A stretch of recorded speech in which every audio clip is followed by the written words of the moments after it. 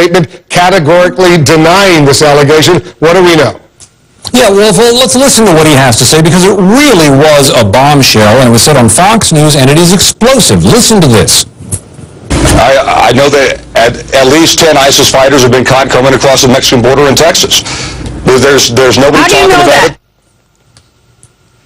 So there you have the basic claim that he is making here. And if this is true, everyone would be talking about this. ISIS fighters have been caught coming across the Mexican border in Texas. So why aren't they? Well, this idea has been kicked around on conservative websites a good bit. It's been picked up by some other politicians as well. There is some legitimate concern that terrorists could come across the border. But why is this idea not getting any real traction?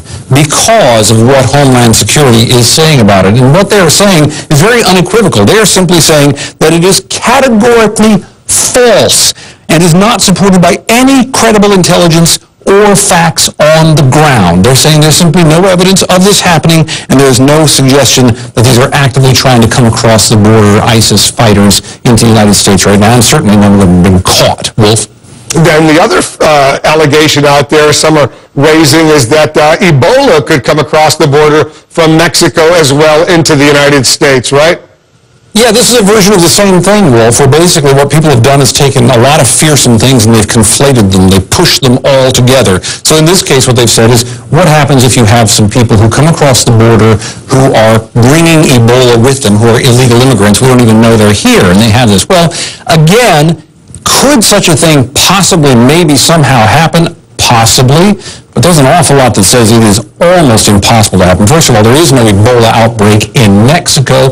And secondly, people who are sick with Ebola, who are contagious, they're usually too sick to even sit up, let alone sneak across a border, hike through a desert, go across a river, hide in a car, all of the things that would be necessary to make this happen. So like the ISIS claim, this too appears to be patently false. Do we know if the Congressman Duncan Hunter, has reacted to that categorical denial from the Department of Homeland Security?